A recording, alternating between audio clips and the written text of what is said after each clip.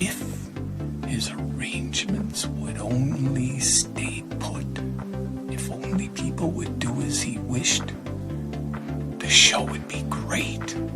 Everybody, including himself, would be pleased. If, right? If, then would.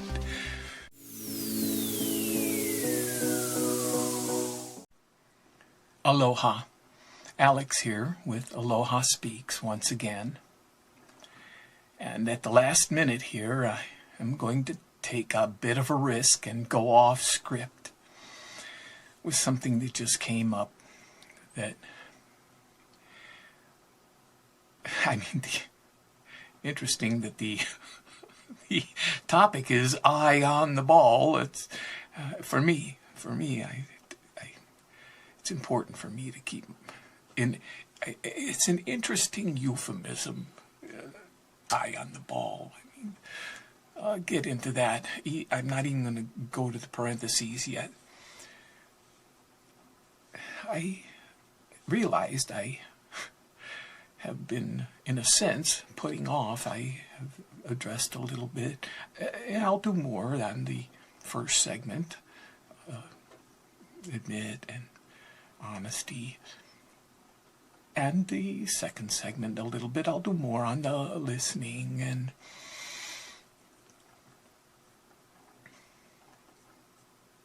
definitely on the third segment. And I'll do more on the personal assessment, self-assessment. And I'm noticing I've been avoiding quite a bit this fourth segment on the subconscious. I'm looking forward to it. The reason is because I'm going to be talking about a couple topics that are related to eye on the ball topic. Well, what about the fourth segment? What about that? And then also that I have not talked much on alluded to it on the sixth segment. Looking forward to it. So, those are, they have to unfold. They have to. Because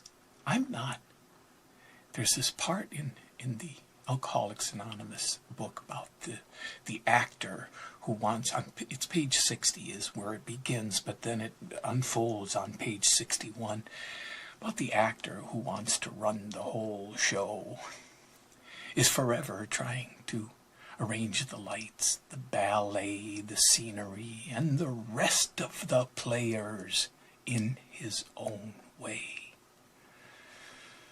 If his arrangements would only stay put, if only people would do as he wished, the show would be great.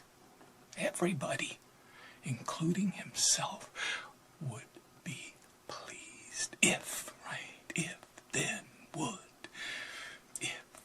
If is the last word on page 60. It just hangs right there at the bottom. One word in the corner. If. What I look at is, it says the actor who wants to run the whole show. To me, that's the actor wanting to be, because it says right there, the lights, the ballet, the scenery, and the rest of the players. That sounds to me like wanting to be the director.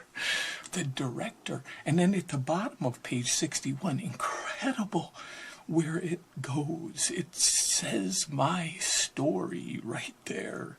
And then the last, it's not the last paragraph. Well, maybe it's the last full paragraph, or maybe not. But the huge paragraph in the center of the page, the last sentence, is he not, even in his best moments, a producer of confusion rather than harmony?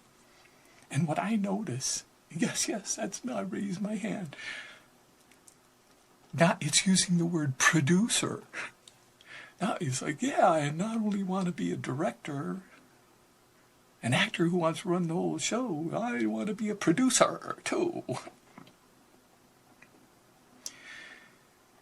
The learning in this whole growing up, in this growing up, learning and growth,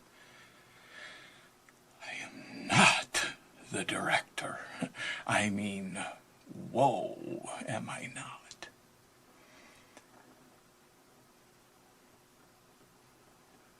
I mean, I can pretend as much as I want, it's just not true. So, I am the ball. How does this tie in? I don't know. It just came. There's this, but it does tie in because it does. The parentheses is the universe conspiring.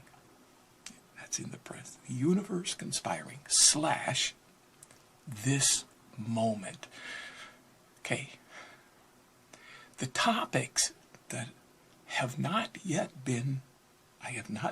done, that are coming, there's this one called 69 Trips. Now, that's like, the parentheses of that one's going to be 69 trips around the sun, because I'm coming up on my 69th birthday. 69 trips around the sun, right? And then there's another topic that's been coming up called pay attention. Paying attention, right? I'm not going to talk about the parentheses. It's just, of course, that need to, the value, right, of paying attention. So closely related to this I and the ball. And where I got it from was, I have been a golfer. I have enjoyed the game of golf. My dad had set up a pool table in my brother's and I room. We had half the basement, and it was a need because we had too many kids, and built that down there. I had such a large space, put the pool table in there, and became pretty good at it. My issue was keeping my eye in both golf and pool. Because when I went to hit that ball, even with the pool cue, I would get so concerned, and I would take my eye off the ball when I was learning, and it wouldn't go where I wanted it to go. Same with the golf. I would come down and I would lift my head before I would hit the ball. It's something that happens with a lot of people. Ball doesn't go where I want it to go. What's behind that? It's fear. Fear. Because it's not gonna do it. It's so, I mean, there's a word for it, but it's insidious, this fear. There's another word in this Alcoholics Anonymous book. It says, fear is an evil and corroding thread. It is shot through the fabric of our lives. Something like that. On the bottom of page 67. It is shot through the... I've lost it now. It's huge. This fear. The perspective that, what is this ball that I want to keep my eye on? I look at my life and I like, oh, this 69 years coming up. It's like, is that a long life? Is that a short life? It's like, what's the reality? Because when I'm out walking in the wee hours of the morning, it's looking at the stars. This planet, they say, I don't know, they say, is 4.5 billion years old. I can't even comprehend. I mean, but it is a finite number. I mean, there was a time that the Earth didn't exist. And then all of a sudden it started to form. And then it went through all these things. The universe conspiring. What about, this is what they say, that the universe is like 10 billion. I don't know. But this is what they say. 10 billion years old. Which means before that, it didn't exist. Then all of a sudden something happened and it started to exist. I'm sitting here going 69 trips around the sun. Perspective here. What about infinite? Because maybe, even though 10 billion, we talk in terms of trillion these days. Oh, $1 trillion. $4 trillion, or what do they say the national debt is? I think it's something like 36 trillion. I mean, they just like, okay, it's like, what is trillion? But that still can be considered a finite number. What about infinite? There is no comprehension of infinite. Does that mean it doesn't exist? Because something was happening before the universe, and infinite. I would not be alive without that infinite. Infinite is why everything exists. Is how everything exists. I mean, how do I cope with that? Because no, don't go there. Why not go there? Because it's not capable of thought. It's impossible. What about feeling? Because do I have this blows me away, a piece of the infinite in me? I couldn't live. I couldn't breathe without that infinite in me. How could there be a piece of infinite? There's something. Talk about eye on the ball. The moment that I'm alive, which is only in this moment, only, it's from 4.5 billion years conspiring to this. From 10 billion years conspiring to this. Not only 68 trips around the sun and ending up here. So much has gone in to the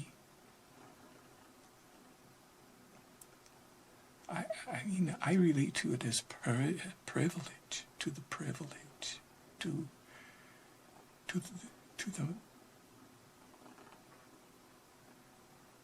magic, to the ability, to the potential of the gratitude available.